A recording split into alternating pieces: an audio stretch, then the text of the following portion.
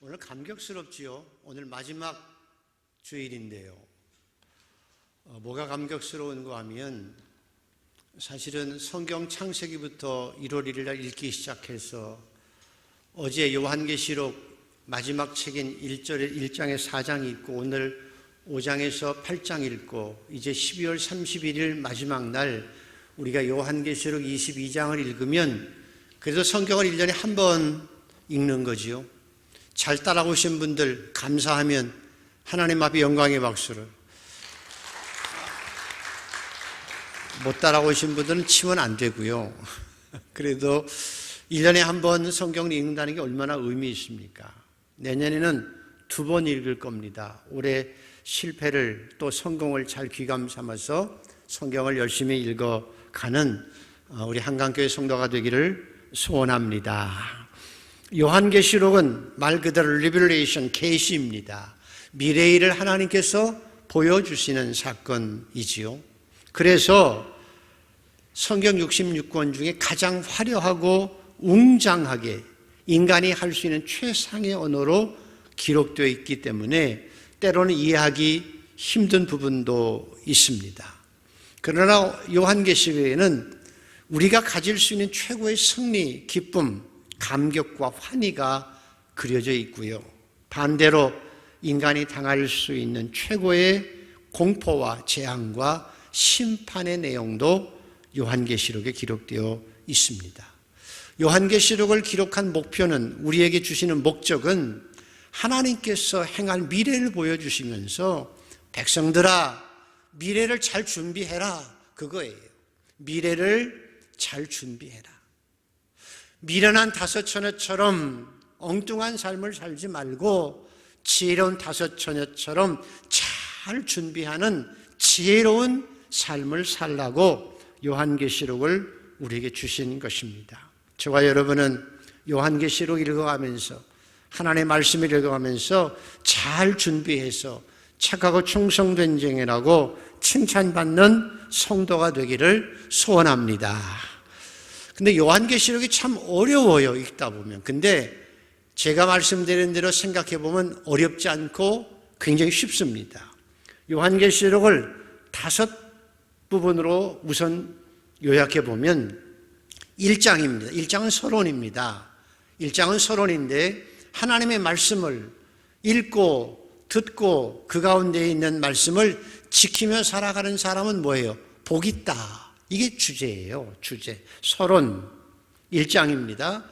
2장과 3장은 7교회에 대해서 얘기하고 있어요. 교회 형편에 대해서 말씀하시고 교회에 책망할 것과 칭찬받을 것을 얘기하고 교회가 나가야 될 방향, 현재 저와 여러분이 한강교회가 가야 될 바른 방향을 2장, 3장에서 교회를 통해서 7교회를 통해서 우리에게 알려주고 계시는 거예요. 세 번째, 어제 오늘 읽은 4장과 5장이 요한계시록의 핵심입니다. 4장과 5장이 요한계시록의 뭐라고요? 핵심이라. 오늘 그걸 다룰 겁니다. 그리고 나서 6장부터 19장까지는 미래에 될 일을 쭉 설명하고 있어요. 미래에 될 일을. 6장에서 19장에는 미래에 될 일을 설명하시면서 마지막 미래의 마지막이 뭐냐? 뭘까요? 하나님이 하시는 마지막 미래의 사건의 마지막이 뭘까요? 예수님의 재림, 그리고 사탄에 대한 영원한 심판입니다. 그리고 우리도 하나님 앞에 백보자 심판 앞에 서는 것, 이게 마지막 종말의 모습이고요. 마지막 끝에 21장과 22장은 뭘 얘기하지요? 새하늘과 새 땅. 그 저와 여러분이 가야 될 새하늘과 새 땅이 21장에서 22장까지 기록되어 있습니다. 쉽죠? 그 내용을 머리에 두고 요한계시록을 읽어가면 헷갈리지 않고 읽어낼 수 있습니다. 오늘은 4장과 5장, 요한계시록의 핵심은 4장과 5장입니다. 먼저 4장의 내용을 살펴보겠습니다. 자, 4장 1절과 2절만 읽어보시면 됩니다. 1절, 2절 시작. 2일 후에 내가 보니 하늘에 열린 문이 있는데 내가 들은 바 처음에 내가 말하던 나팔소리 같은 그 음성이 이르되 이리로 올라오라. 이후에 마땅히 일어날 일들을 내가 내게 보이리라 하시더라. 내가 곧 성령에 감동되었더니 보라, 하늘의 보좌를 베풀었고 그 보좌 위에 앉으신 이가 있는데, 이거예요.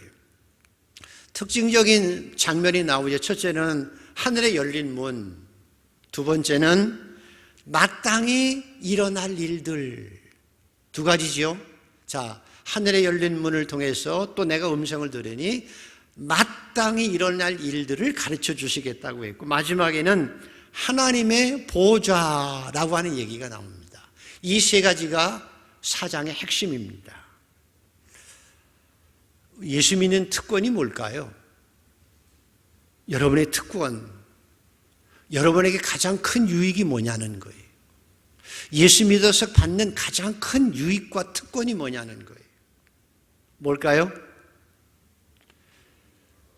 스데반처럼 열린 하늘 문을 통해서 하나님의 보좌와 그 옆에 서 계신 예수를 볼 수 있는 영적인 눈이 열리는 것이, 열린 하늘 문을 통해서 하나님의 보좌를 볼 수 있는 영적 눈이 열리는 것이 여러분의 특권이에요.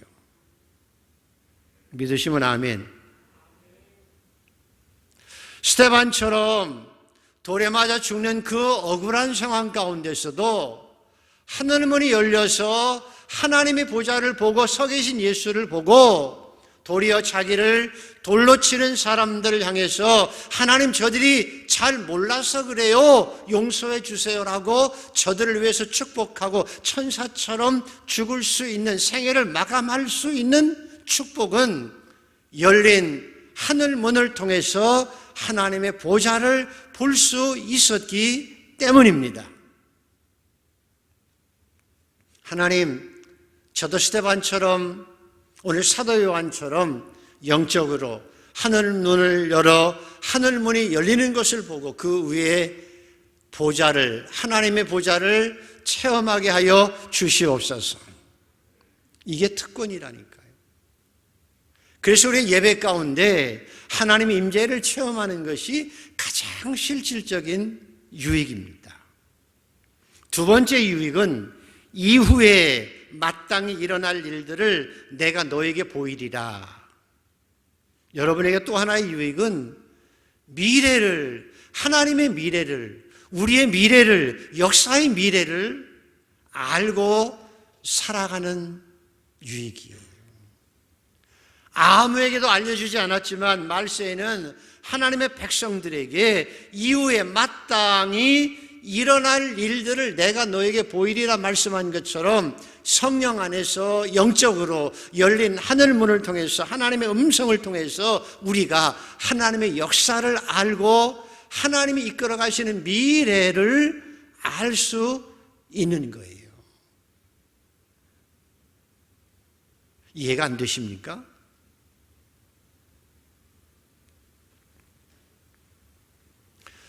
잠언서 19장에도 16장에도 사람이 마음으로 자기의 길을 계획할지라도 그의 걸음을 인도하시는 하나님이시라고 했는데요. 하나님의 미래를 우리가 알고 살아갈 수 있는 거예요. 그래서 해야 할 일이 뭘까? 해야 할 일이 뭘까? 하나님의 보좌를 바라보고 하나님의 말씀을 통해서 하나님의 미래를 알고 살아가는 그런 능력을 키워가는 게 중요하다는 거예요.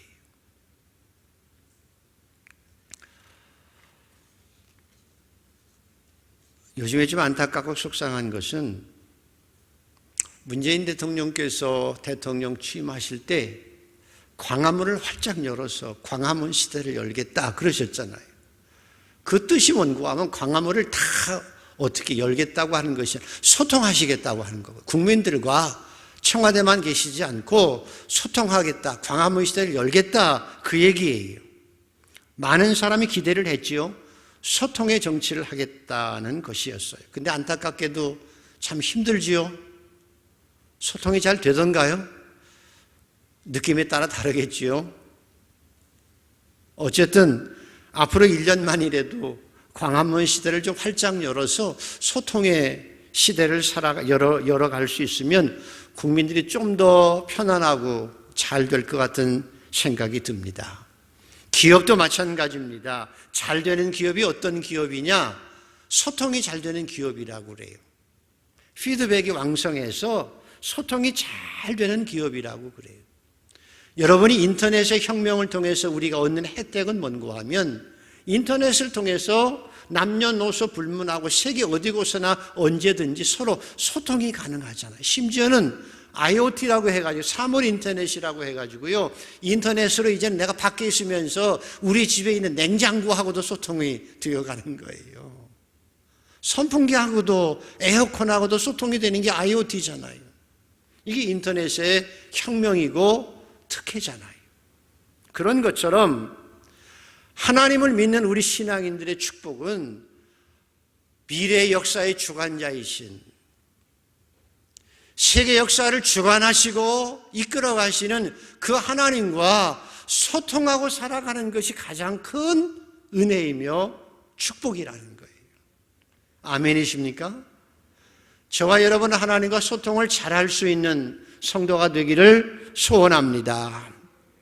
물론 구하라 주실 것이요 찾으라 찾을 것이요, 너희가 아무리 악한 자라도 자식에게는 가장 좋은 걸 줄 줄 알거든 하물며 선하신 하나님께서 구하는 자에게 가장 좋은 걸 주지 않겠느냐? 구하는 것 하나님이 주세요. 그러므로 열심히 구하십시오. 환난 날에 나를 부르라. 그럼 내가 너를 건지겠고 네가 나를 영화롭게 하리라 말씀한 것처럼 어려울 때 하나님 앞에 하나님 나 죽겠어요 하고 기도하면 구해 주시기도 하시고 가장 좋은 것도 주시는 하나님이신 줄 믿습니다.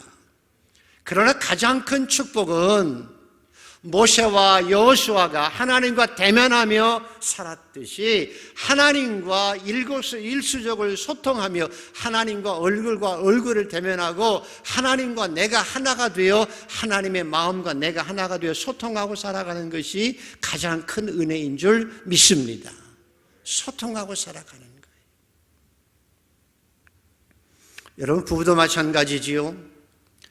같이 한 집에 살면서 소통 안 되면 힘들지요. 그러나 멀리 있어서 소통이 되면 그만큼 행복한 것처럼 여러분의 가장 큰 은혜는 보좌에 앉으신 하나님과 감히 우리가 하늘에 열린 문을 통해서 하나님의 보좌를 볼 수 있고 그 보좌에 계신 주님의 뜻을 알고 미래를 소통하며 살아갈 수 있다는 것이 가장 큰 은혜이며 축복인 줄 믿습니다.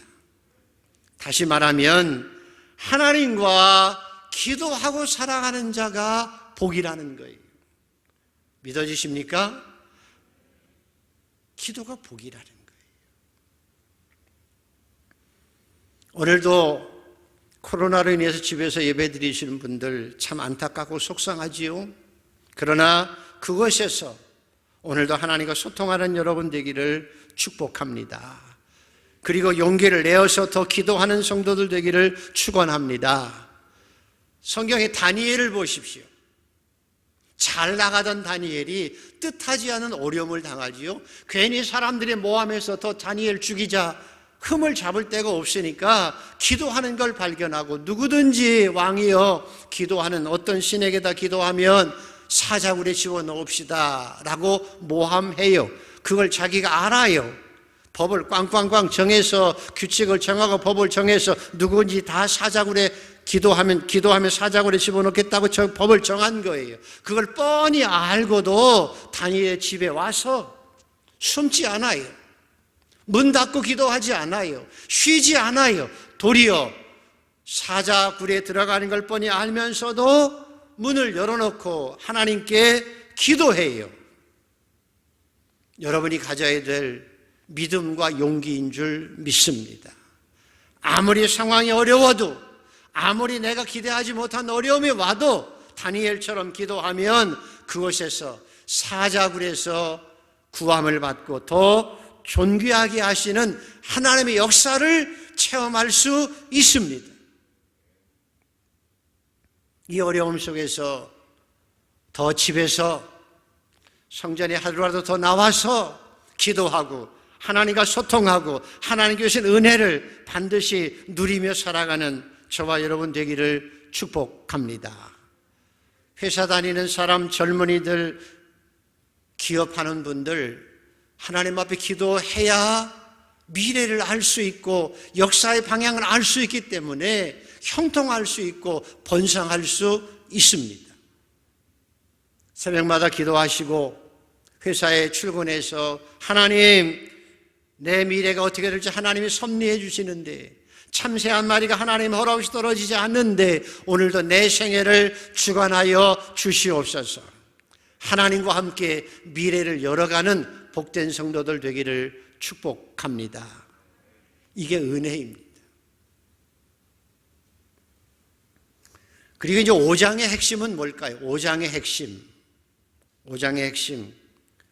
4장의 핵심은 하늘의 열린 문을 통해서 하나님의 보좌를 보고 그 보좌를 향해서 예배드리고 하나님과 소통하는 것이 가장 큰 은혜라고 하면 5장의 핵심은 1절 2절을 한번 읽어보겠습니다. 5장 1절 2절 시작. 내가 보매 보좌에 앉으신 이의 오른손에 두루마리가 있으니 안팎수로 썼고 7인을 봉하였더라. 또 보매 힘있는 천사가 큰 음성으로 외치기를 누가 그 두루마리를 펴며 그 인을 떼기 합당하냐 하나.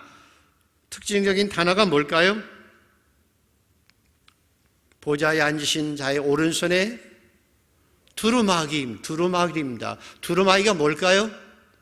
성경입니다. 성경. 옛날에는 두루마리에 하나님의 말씀을 기록했기 때문에 성경을 두루마리를 펼 자가 없다. 다시 말하면 하나님의 계획과 미래를 알 수 있는 사람이 없다. 근데 그 미래를 열어가는 사람이 나오는데 그가 예수 그리스도라고 하는 것입니다.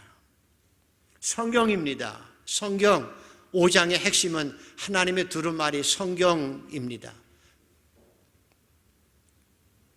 함석헌 씨 우리 젊었을 때 책 읽어봤죠? 뜻으로 본 한국 역사 읽어보셨죠?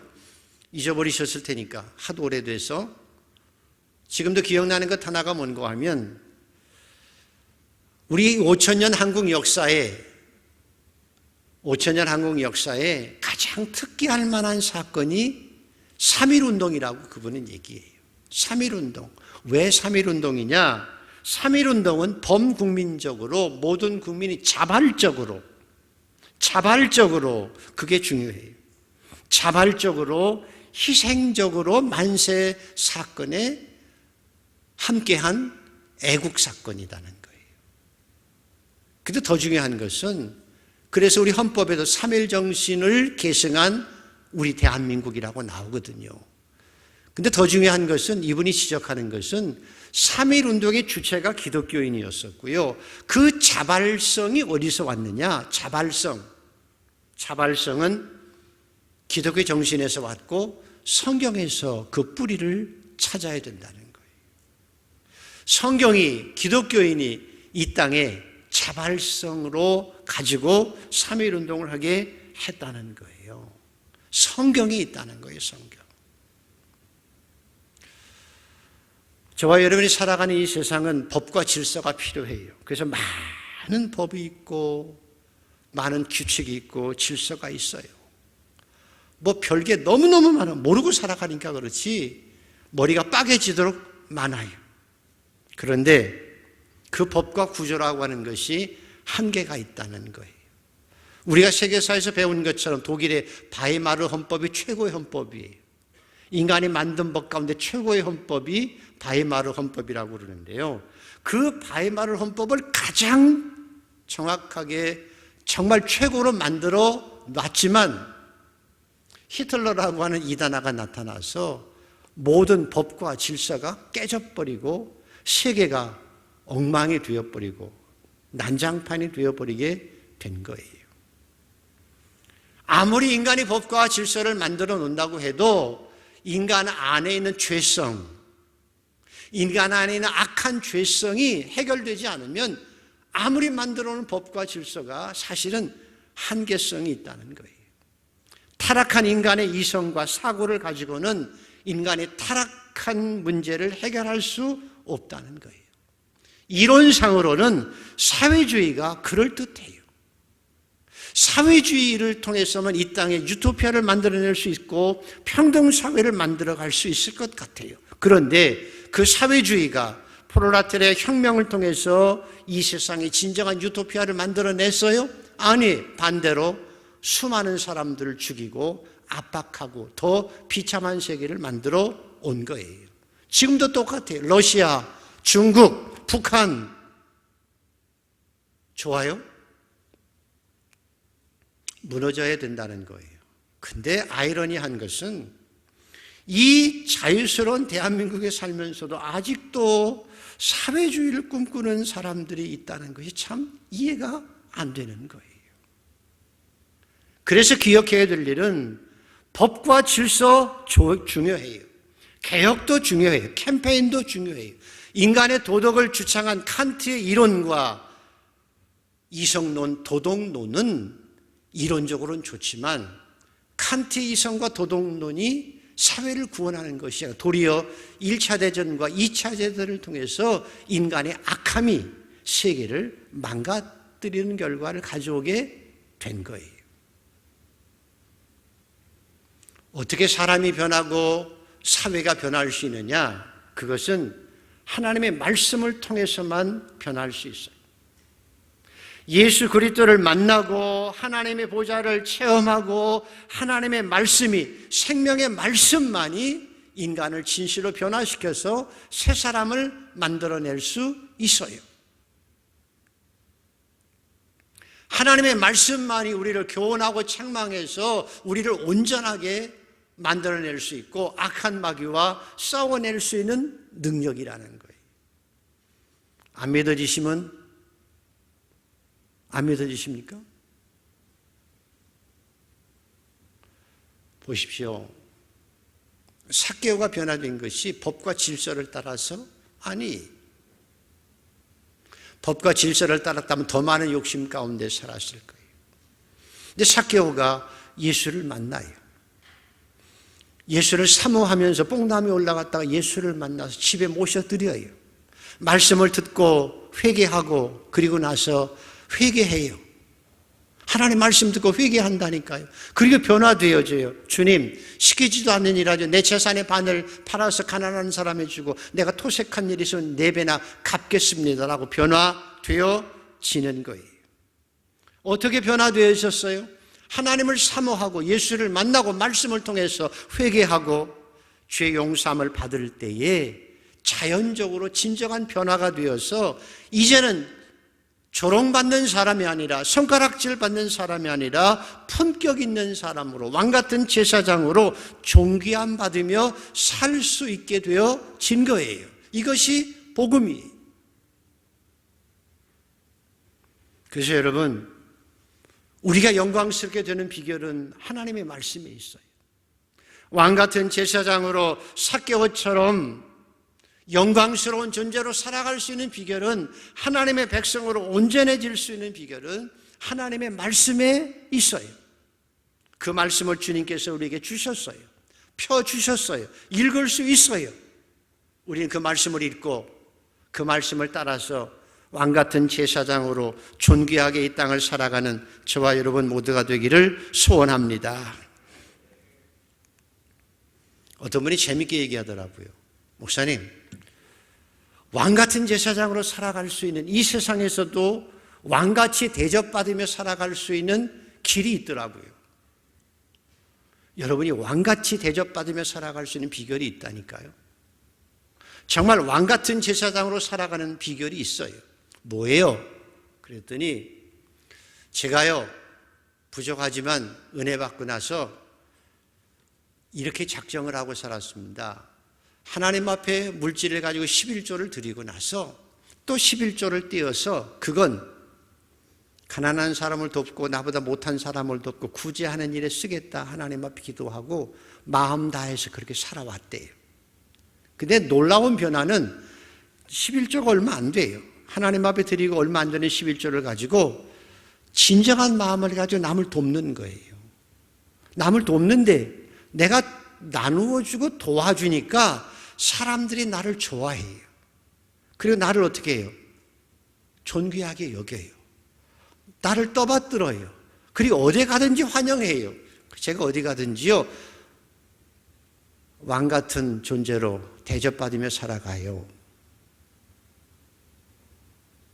쉽죠?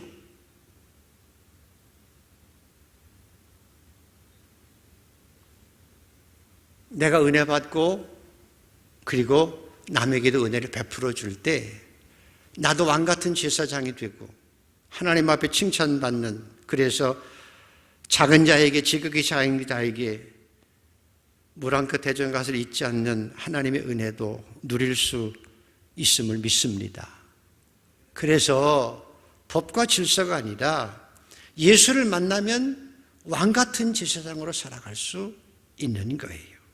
그래서 사람이 떡으로만 살아가는 것이 아니라 하나님에서 나오는 말씀으로 살아야 된다고 말씀한 것처럼 다니엘도 최악의 상황인 포로 생활에서 말씀을 따라 순종함으로 총리가 되었듯이 올 한 해 지나고 내년에는 하나님의 말씀을 따라서 살아서 여러분이 다니엘처럼 하나님께서 대접하시는 존귀한 제사장으로, 왕 같은 제사장으로 살아가게 되는 그런 은혜